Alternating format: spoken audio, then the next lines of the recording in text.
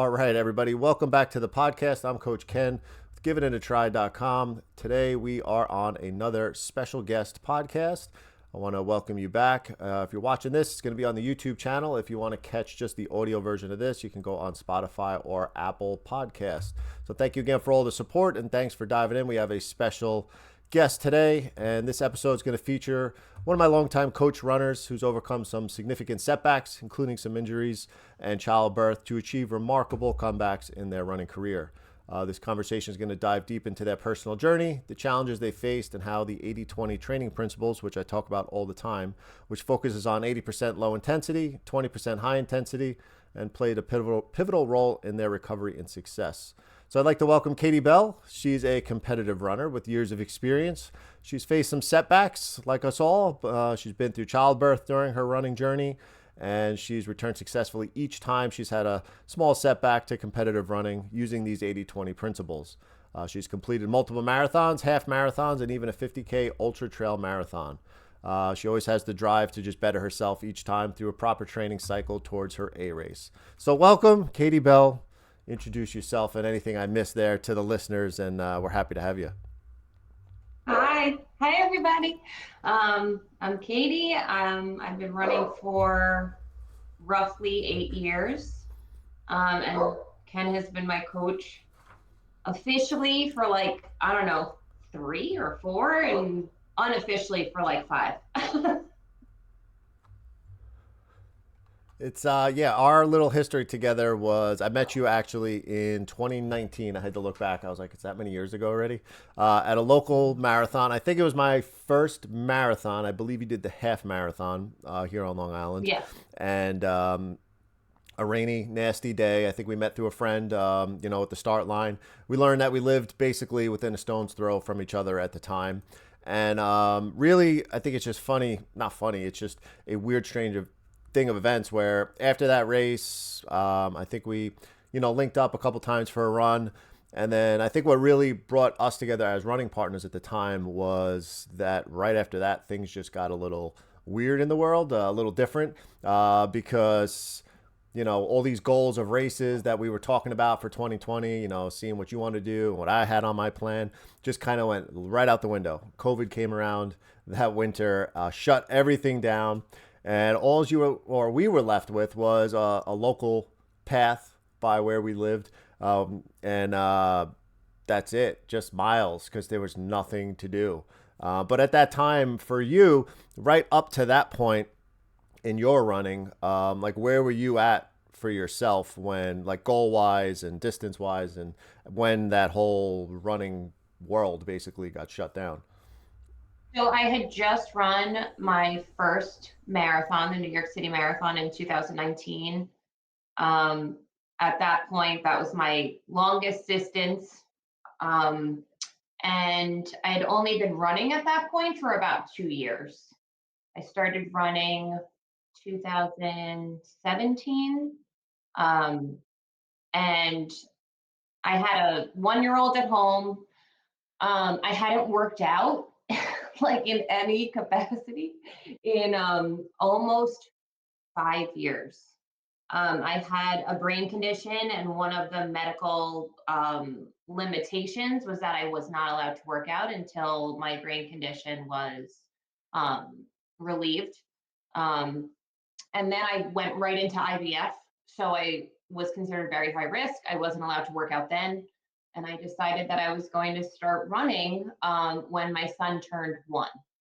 So I started a few days after his first birthday, and slowly but surely started chipping away at the mileage and realizing that I just wanted to run a marathon eventually. And 2019 was the year that I went for it.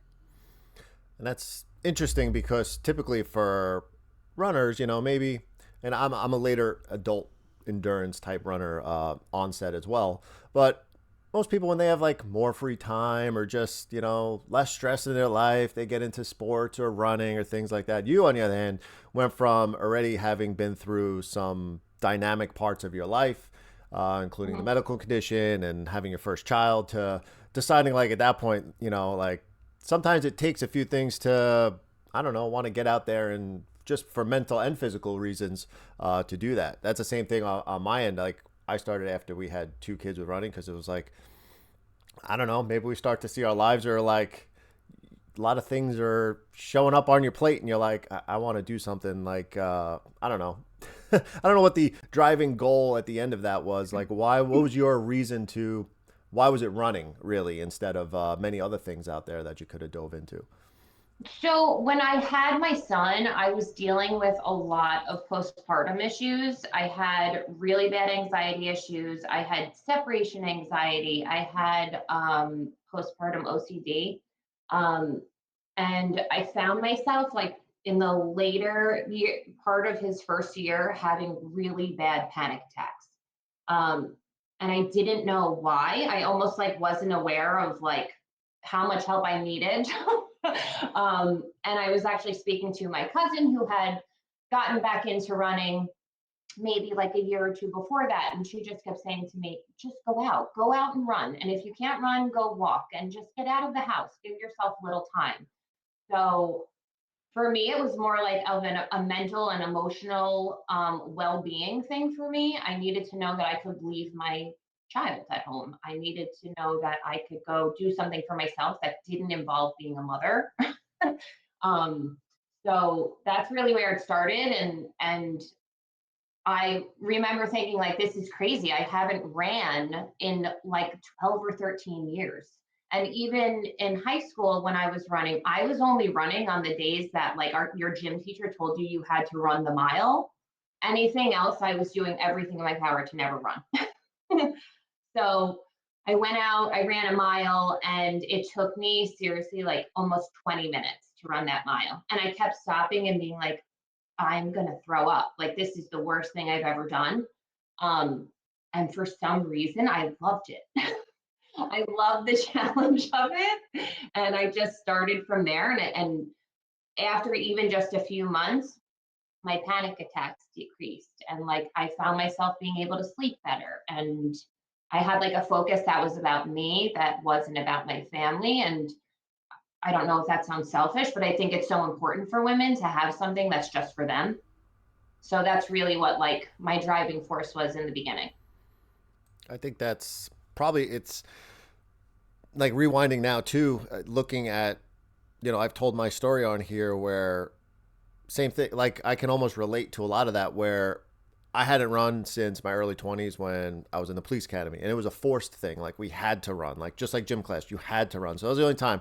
And then after that, you get this bad taste with running because it was something you didn't really want to do at the time. And then fast forward, like, I had some things that I like to do before I was married and, stay active. And then once you start going down that road and you have kids and life gets crazy and you start to, again, mentally, a lot of things start to just get different in life. So it's like you need this type of outlet. And that's where it was for me too, is like there's shoes. Like I can get out of the house for 20 minutes or 30 minutes and go. Again, it's not selfish because to take care of other people in life, you have to take care of yourself first. So to be able to get that Right. little bit of time, and I think that relates with so many people with running and why endurance sports is so popular, especially now in a world where things are crazy, stress levels, just everything in life is just nuts.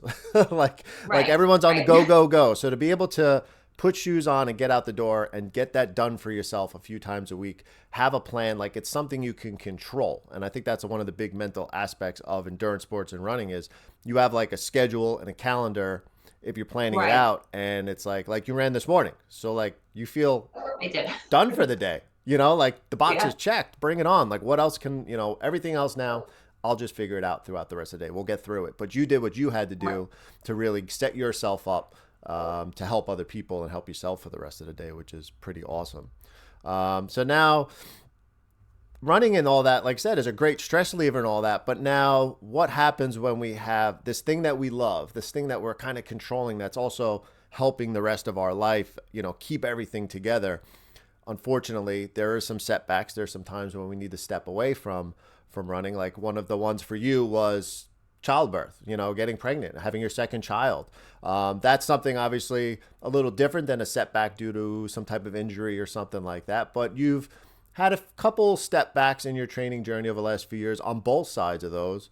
So really, how did that how did those step backs on either side of that just affect you overall? You know, having to basically you on one side of it didn't want to step away because it's some type of injury issue you have to deal with, or the other side of it, which is like it was kind of like not that it was planned, but you knew at some point you'd have to take a step back from running because obviously you can't just run through your entire 9 months of pregnancy, including childbirth.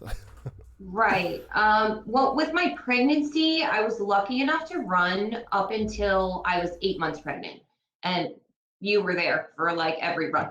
Um, um, and unfortunately, at that point, I had gotten COVID while I was pregnant. And that's what really like halted me from continuing to run until I had my daughter. Um, I think because I was so pregnant and I was very well prepared for that self setback in a way. I knew that like I literally could not have a C-section and then go run the next day. I just knew it wasn't possible. But I remember like just always being like, I just can't wait to move my body. Like I just can't wait to be able to put on my running sneakers and go do this again. Um, I never felt sad at that point that I wasn't running. I always knew that I'd be back out there eventually. And that as soon as the doctor said, like, okay, you're good, 5 weeks, you can go do it, I was going to go do it. I didn't plan on waiting. Like I was just like the day I went for that appointment was the day I went running. So I was, I was still motivated even though I wasn't running. And at that point, that was like a 12-week setback. When it came to like my other injuries, like my second injury was so ridiculous. I dropped a Stanley water bottle on my foot and broke my cuboid. I actually forgot about that one as I was putting this together. I was like, I remember a few setbacks. I didn't know. I remember exactly what they were for. And then, yeah, I just remember that one now. Yeah, so I think that was the most frustrating one because like it wasn't running related and it was so dumb that I was like mad at myself. But even so, I was only out for 6 weeks. But in that time period, I was definitely the most frustrated because it was like the perfect time to run. It was, winter leading into spring. That's my favorite time to run. I knew like I had these races on my calendar and all of my friends were doing them. And like the FOMO was real at that point. Um, but I knew that once the doctor was like, you can run, I was like, okay, I'm going to do this. At this point, I was utilizing 80/20. And I was like, this is going to be different. Like, I kind of mentally prepared myself. Like, even though it's only 6 weeks, I know that I'm going to be starting at a different point. Like, you can't just jump back in. So I knew that I had like work ahead of me. But I still like knew it was still possible to run. I think so a key point with that is whether it's a setback because of a life event, something awesome, something like having a child, maybe just a change in career for a little while, you have to go do something. But those are kind of like these known setbacks. And of course, yes, the worst setback, I think, is something that is like an instantaneous injury that has nothing related to anything. And it's like, oh, crap, I wasn't expecting that one. Like it was nothing building up where you're like, this might be a problem in a couple of weeks if I keep going. But the biggest thing that you learned through all this, and then we'll start to shift a little bit to that, is you've kind of mastered the proper way to get back to where you were. Now, the biggest takeaways that I want to hit on here is when you do have to take some type of step back, whether, and again, it could be the doctor says 8 weeks, you can't do anything. You can't expect after 8 weeks to just jump back into your training program exactly where you are. And I see it all the time. And that's one of the reasons why, as a coach, I really like coaching, is because running should be fun. All this endurance sports stuff that people do should be fun. Like it shouldn't be aggravating. You shouldn't, come back from this 8-week window, try and jump back in, and then you're just spinning your wheels because you're getting frustrated. You're not where you were. You think you lost all this fitness. Maybe you even get a different injury because you're pushing too hard for where you are.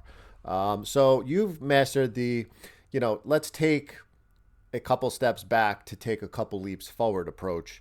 And I think that's played out very well with the 80/20 endurance. But even before we get into how 80/20 has helped you with coming back from setbacks, let's just talk about it in general as a whole, because you kind of adopted that principle of training before any of these setbacks. Myself, I was close to, when we first met, I was on that borderline of, I was running for a couple years now, just hard, hard, hard. Let's go. Every run, every race, everything should be faster than the week before. So you met me at an interesting part of my running career where it was like I was at a tipping point as well, going into the year of 2020, where I was supposed to train for my first 50K. I wasn't feeling that great going into that. My knees started bothering me a little bit. But because everything got canceled, I had to pump the brakes a lot, and it was like, why run hard every week when there's no races now? There's nothing. We don't even know what life is going to bring us the next week, let alone what runs I have to do. So we kind of just started just meeting up and running like a few times a week. I think we ran almost every run together that year. Like it was just, hey, let's talk, let's run. And then as started doing some research, like that's when I came upon this zone 2 80/20 approach, and like, well, I guess we can try it because there ain't nothing else to do. Let's just run and talk. And the big basis of 80/20 is like 80% of your training, and this is for all endurance sports, needs to be at this comfortable pace where if we can talk to each other like we do on our runs every morning that we run together, you're basically in the zone without any of the science behind it of where you need to be for it. And it's a very hard philosophy for people to buy into because, yeah, your paces are going to be a little slower maybe than you want to run. Like you think as a runner, you just want to run fast. And we joked how, like, big deal. Like, who cares what Strava says? Who cares what, other people are running faster than you? You're training. It's training for a race. You're not doing the race in training. So that year, like we just miles, like it was just miles and hours of running at a lower intensity, probably more 80/20. And when I talk about 80/20, I did a whole episode on it, is 80/20 is like the max ratio you want to break down. So if you're running 90% easy, 10% hard, 95/5, 85/15, whatever the breakdown is, as long as you're falling on that side of it, you're doing it right. 80/20 is like that max. You just don't want to run really more than 20% of your volume for the week at these higher intensities. So we were definitely probably on the safer side of 80/20 for the year of 2020 when we were just kind of running. We'd have this little hilly section that we'd kind of run at easy pace, and I think we both just became very efficient runners that year, just off the sole fact that a lot of like overuse stuff started to kind of fade away, just getting good core base miles done that year.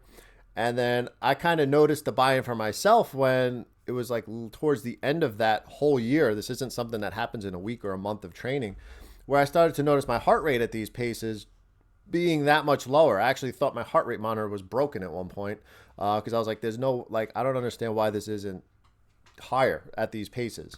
So I actually had bought another heart rate monitor just to double check. And lo and behold, it was like, it finally started to work. And then you started to as well keep progressing with the amount of miles you're able to run healthy, consistently, not having to like take any breaks from running because of it. So how did that year with that style of running, like it was a change, I'm sure, for you, but like how did you manage that? Like how did you like that year of running? So I actually remember when I was pregnant, we discussed it a lot when we were running. And I knew because of my pregnancy that there were limitations to what I was allowed to have my heart rate hit when we were running. And I luckily, my OB was actually a triathlete. So she like totally understood why it was important that I was still exercising. And she like gave me guidelines to work with. And when you had brought up like 80/20 and you started talking to me about it, at first I was like, that sounds so boring. Like I was like, this sounds awful. But I was able to run comfortably without like injury or harm my entire pregnancy, loosely following an 80/20 plan, right? Like I don't think I really did too much speed work, but like if there was a day where we wanted to run a little faster, I could do it and I was okay afterwards. Um, so I think it really helped me in my pregnancy stay as healthy as I did until all the COVID stuff happened. Um, and then I remember I remember my first run back, I went out and I was like, I hadn't run in 12 weeks. And I'm like, I'm just going to go do a 5K because, like, obviously I can do a 5K. And I went out and I was like, I'm just going to run like what my comfortable pace is, right? What I thought my comfortable pace would be. And I remember running like a mid 9, and I sent you the workout, and I was like, dude, that was awful. And at this point, I wasn't even thinking to check my heart rate. I was just running to run. And you were like, did you look at your heart rate for that run? I was like, no. I mean, I think you told me that my heart rate at one point went up to 205. And I was like, that's not good. So right after that, I started to like really implement an 80-20 guideline for myself where if I thought that I was meant to run a 9:25 on an easy day, I was going to run an 11:30, 12-minute pace. And it was definitely hard in the beginning. I remember like at one point I would be like, am I moving? Like, am I going anywhere? But like I was so set on making sure my heart rate stayed in like a healthy zone because I had realized after I analyzed my data that almost all of my runs early in my running career were done in zone X, right? Like, so I was like, I am determined to make this work. Like, I know this is going to work. And you were kind enough to remind me very often, like, who cares how slow you're running? Who cares what it says on Strava? Like, that your run today is not the goal. Your race is in 9 months. Let's make it like a good race. So I'd say like the first month or two were difficult because of your ego, right? Because you're like, this is crazy. Like, this is not what I'm capable of. And then came marathon training, and I ran such a great marathon that year, and couldn't believe how fast I was able to run that marathon, knowing how slow I trained. So it really became like, this is it. This is the only way I'm going to run forever.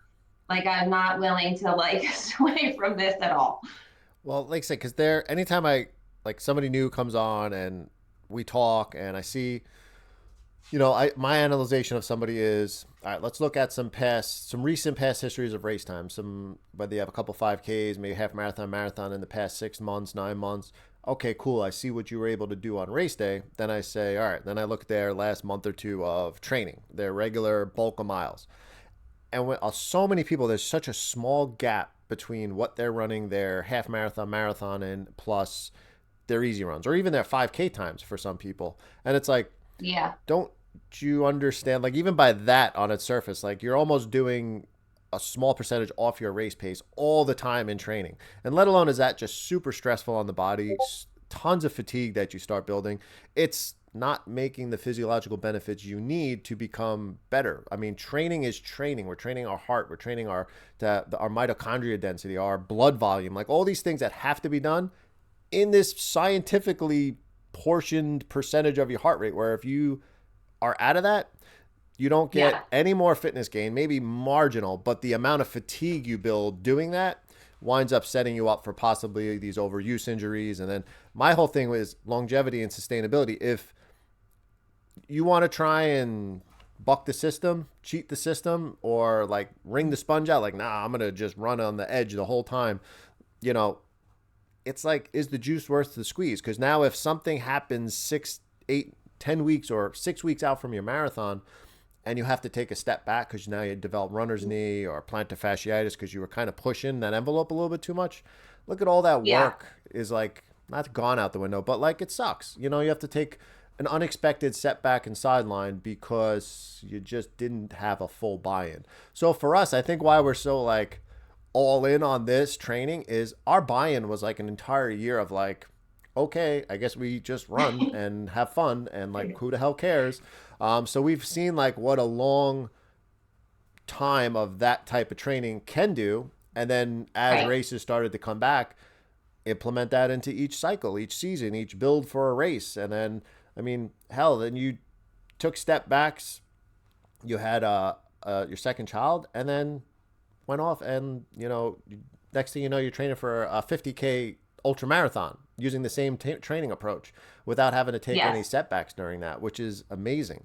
Right. So, I'm happy that you're fully all in on that 80/20, the training principles on that. And, you are very, very diligent with it. Like I see you finishing your run with your 30 seconds you have left to make sure you hit the exact time for your runs, and like, it's there. And again, it gives you the leniency where if you do have a little bit of a faster day, or maybe your easiest run winds up a little almost tempo-ish because you ran with some people that day, you kind of can have that buffer in your training, which is fine. You Yeah. can, it's not so like you've already pushed the envelope, and then all of a sudden you show up to a group run on the weekend and you're like, crap, I already pushed my other 3 runs too hard this week. Now I'm out with this group running too hard, and your whole week is Yeah. kind of shot, because we know how that can go. Yeah. Yeah. So you've had these returns to training due to just having to take some time off, and I would say you're probably the most resilient person that I've met in the running world, where you can, like, okay, I understand, like, whether it's doctor says or I have to do this amount, I can't do this, to come back and just fully have that buy into, all right, well, like this year, there's no marathon on the table for you right now this year, which I know is like, Mm-hmm. people like, Kitty's not running a marathon this year. Come on. But you had a little bit of a setback after last year. You had back-to-back marathons. It might have pushed the envelope a little too much at the end of last year. So there was some overuse issues that had to be worked out Yeah. over the winter. But you're on this whole buy-in back approach where, when was your first run? Well, how much time did you take off from running after last year when you were dealing with your issues? I took off a little over 4 months. And then Yeah. your first run, or your Like, first week yeah. back, was it February or March? No, I didn't actually run until, like, I think end of March. I was doing like run walks, but like I hadn't run a mile in like a little over 4 months. So Yeah. even right there is just something to hit on, because if you have to take a step back, you reappropriate your year with races. You may have to push some if you had some things signed up, Mhm. and Mhm. it's okay to take multiple steps backwards. And I don't really want to say backwards, because I hate using words like that, because they just have a bad meaning with some people. But you're doing it on purpose, again, to make those leaps forward.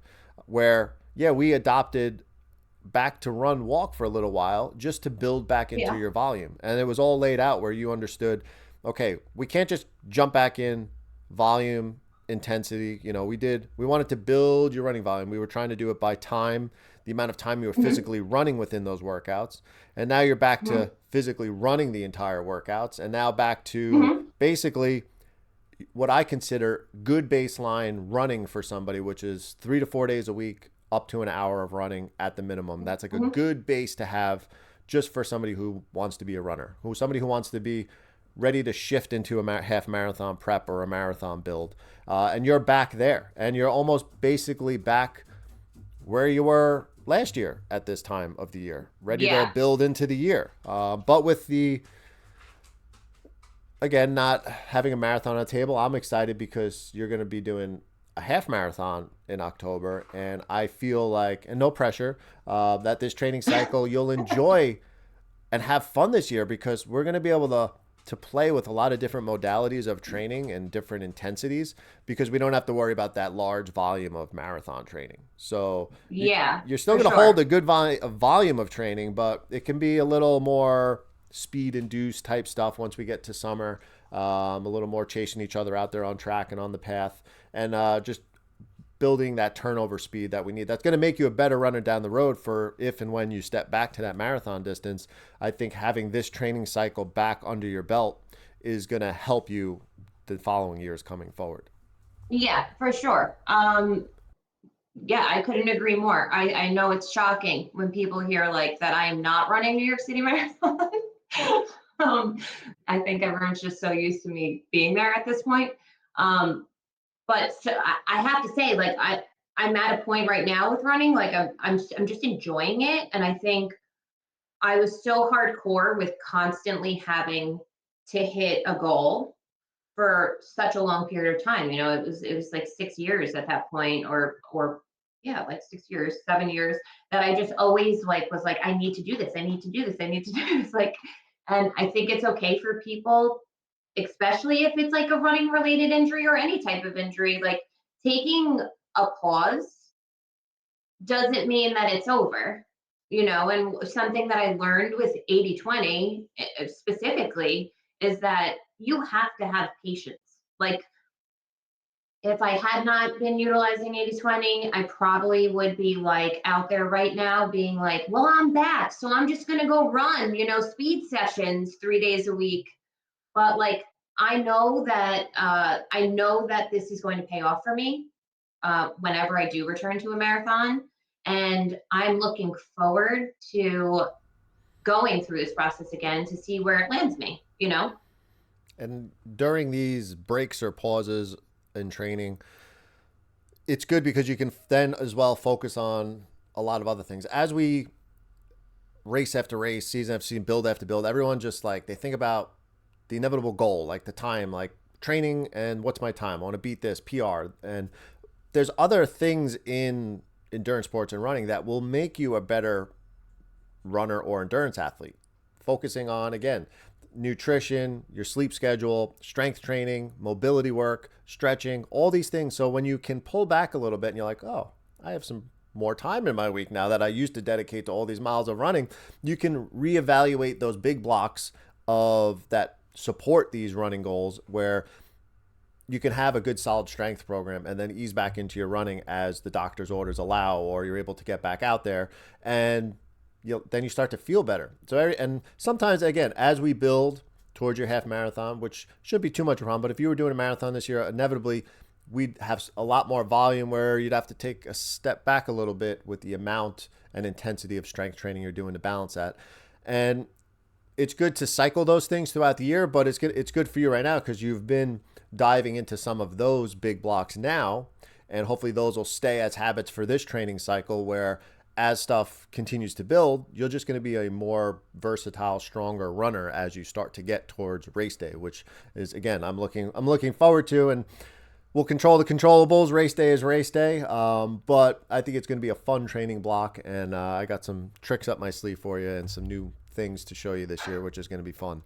Uh, and as well, I'd like to say, with this whole 80/20, if it's an approach you want to follow or try or do, and again, it's the training method that I put on all the athletes I coach with their zone breakdown and everything like that, is the importance of accurate data. And you're somebody who I love on that fact because, like, you'll always wear your heart rate strap. I know I'm always getting accurate heart rate data.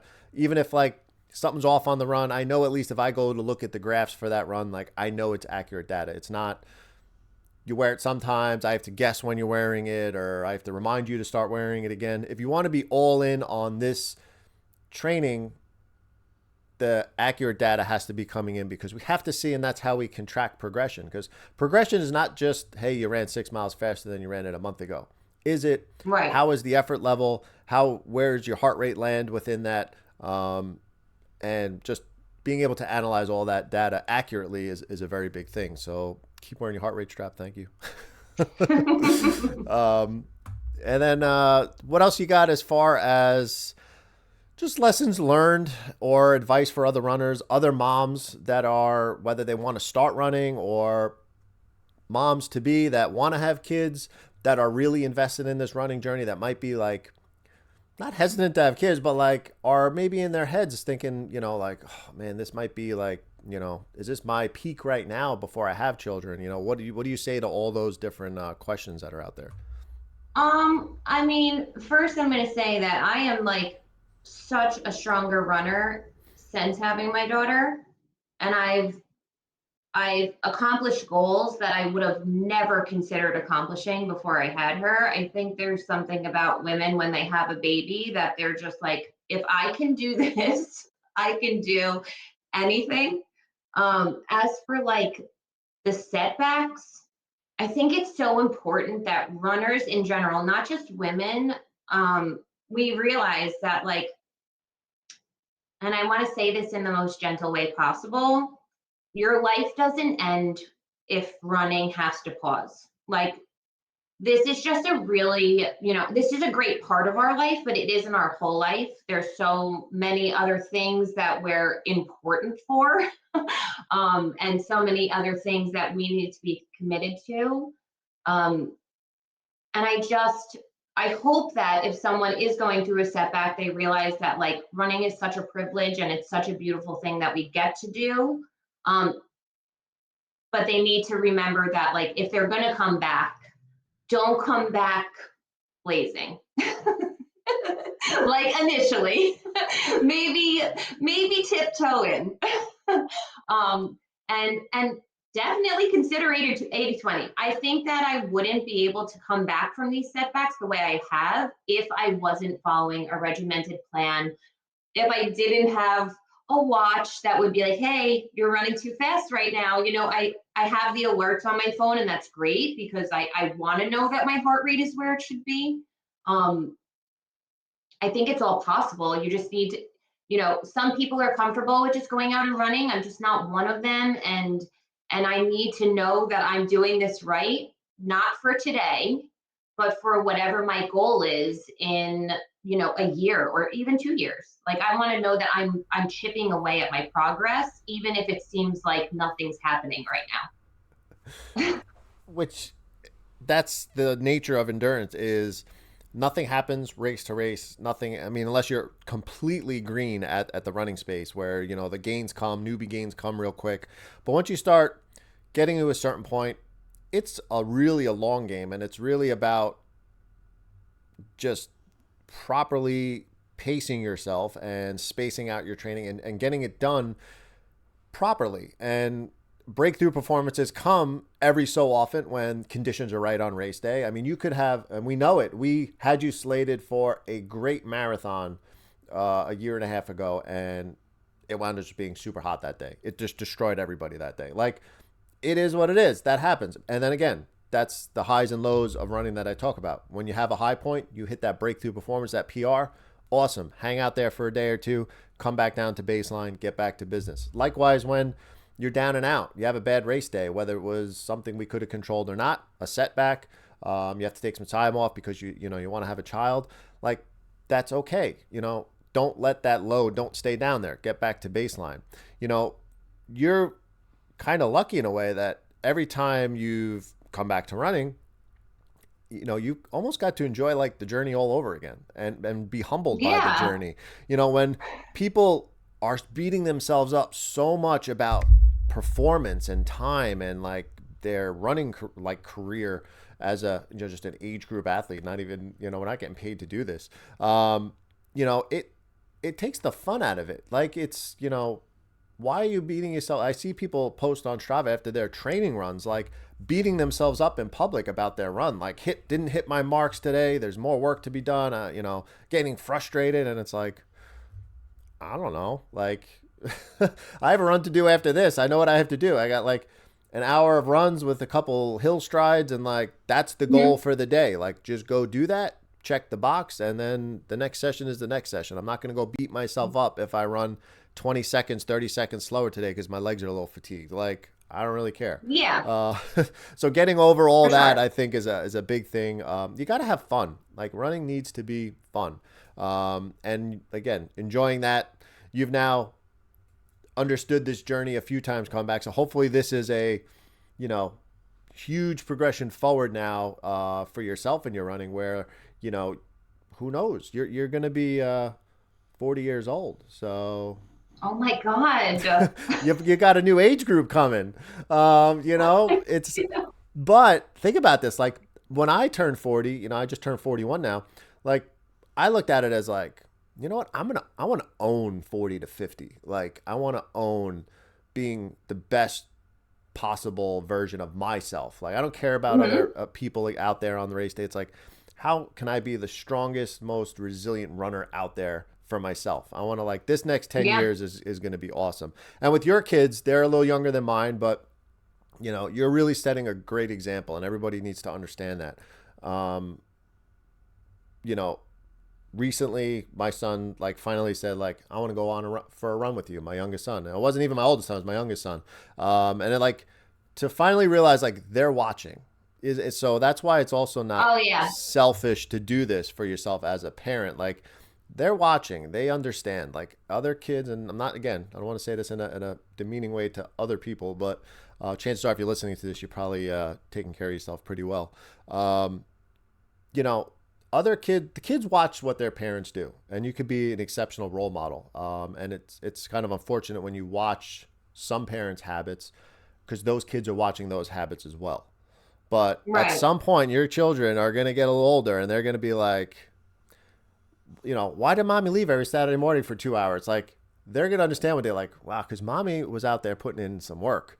Mommy was out Yeah. there every Yeah. Saturday morning, when I'm sitting there watching some cartoons, waiting for her to get home, putting in the work out there. And that's going to inspire them, I think, to finally one day like realize like, all right, mommy's a badass. Yeah, I So mean, it was pretty cool this past winter. Like, so I haven't had my kids come to watch me run a marathon until last year. And Carolina was finally old enough to do that. And they came to watch me run New York City, which was my second marathon in a month, which was, a whole nother story. But they came and watched, and like my son was like, I'm gonna run the holiday run, and I'm gonna run the 5K. And he would wake up on a Saturday, and he would we were down with him, so everyone calmed down. We were downstairs, and he would go on the treadmill, and he'd walk for a mile, and we would like try to build up his endurance, and he ended up like crushing it. And he was so proud of himself, and it made me so proud to know that like he's watching me do something I love, and now he wants to do it too. So it was great. yeah, it's I would have loved if I was there with him, but at least I got to cheer. so big things for the kiddos coming up. I love it. Again, it's just about that's what this is all about. Is not just for yourself. It makes you a better person, makes you a better parent, it makes you a better human being. Just being able to, in this crazy world of everything being so Instagram, Instapod, Insta this, go buy your food, go Yeah. eat it. You don't have to do anything anymore. Endurance is still this long game of having a plan day in and day out, checking the box. There's no 2 week marathon plan. There's no, Right. no couch to marathon in 4 weeks. These plans are 12, 16, 20 weeks long, depending on your event. So, and you got to put the work in if you want to have a good result. So it's still like one of the last things in, man, like society where, you have to put the work in order to get the result. So, and the smart work Yeah. with that. Yeah. A Well, 100%. as we're coming towards the end here, is there, you've said some awesome words to everybody, encouraging stuff out there. Is there any last final words or anything that you want to put out there for everybody? One, wear your heart rate strap. So important. Um, Two, especially for the moms, like I think it's so important to remember that like we have been through so much more with our bodies, and we we should definitely be out there hitting our goals, but they don't have to be goals for 2 months from now. Like that, your goal should be to comfortably run and take care of yourself and have some time for yourself. And if you don't hit your goal when you want to hit your goal, don't give up. I mean, it took me 3 years, 3.5 years of 80/20 training to hit my New York City marathon goal. And I wouldn't change it. Like I got to learn myself better as a runner. I got to rework my 80/20 over and over again. And I found like the journey to be so enjoyable. So if you don't do 80/20, look into it, because I promise you it is so helpful, not just for like those big endurance goals, but like for me personally, my goal is not just to run marathons. My goal is to be able to run when I'm like 65 years old. So look at long term beyond that race goal, and set yourself up for success with it. Awesome. Thank you for that. Yeah, that's really in sum and substance. Like the gist of it. 80/20 is a longevity approach. If you would have came to me and said, I mean, I would still use the training, but all I want to do is have one more good marathon block and build, and I want to run tons of miles and hit my highest peak weeks and put it all in, and I don't really care what happens after that. I don't really see myself running much after that. I'd be like, all right, we could have a more aggressive approach. But if you're looking like you enjoy this, you want to do it, you want to be able to come back from any type of setbacks properly and do your due diligence and hitting the workouts, and not being a complete pail of shit after your runs, basically, because you still have to be a human being. So that's another like side effect that's great about this is like, I still have a lot of stuff to do today, but I got an hour run and I'm not needing to take a nap afterwards because I'm not going to go blow myself Yeah, it's up. really nice actually. It's nice not wanting to like fall over when you get home. Yeah, not every run should be, completely draining on the body there.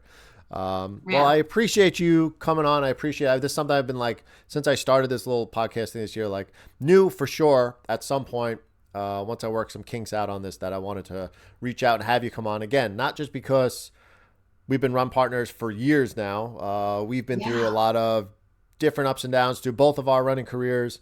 And as well that, yes, you're probably, I could probably say like the first person that I actually put like a coaching plan for on Training Peaks a few years back. And thank you again, because you helped me work out a lot of kinks on that side as I was learning as well. So thanks for bearing with me. Usually my test pig on like all that stuff where I'm like, hey, can you try this out real quick and just let me know how this works? So thank you again for that. And as well, we still run together. I'm glad you're back and you're kind of right where you need to be with running, so we can start to run a little more together, start getting some of that speed work together this year. So follow along with the journey. And really just thank you again for coming on. Thanks for being a fun run buddy. Cause we definitely, you are definitely out of anybody I've ever trained with since my beginning, definitely put in the most amount of miles together out of anybody. So I appreciate you. Yeah, like we have enough pictures together now that when I go into my photo album, it recognizes your face. One day I'm gonna go find them all, and we'll have our thing is always taking a picture after we run, no matter who I train with, and just documenting it. And that's the other last tip of the day is take pictures while you're out there. Like these are the fun times of being an adult, a healthy adult, where you're out there. These are basically a lot of our social days being out there. Yeah, for sure. For sure. That's an awesome outlet to have as well. So I hope everybody got some points of reference out of this 80/20 endurance. I keep trying to drive it home with people talking about it, just because there are some doubters out there still that think they can kind of buck the system a little bit and try and cheat in their training a little bit. So hopefully understand that this is a long-term approach. You hit it so well throughout your years of it. And I appreciate you coming on. I appreciate everybody for tuning in. Keep out a lookout for some more guests, some more episodes coming up. I want to thank everybody again. So stay safe, stay healthy, keep balancing that life 1 mile at a time, and I'll catch you all next time.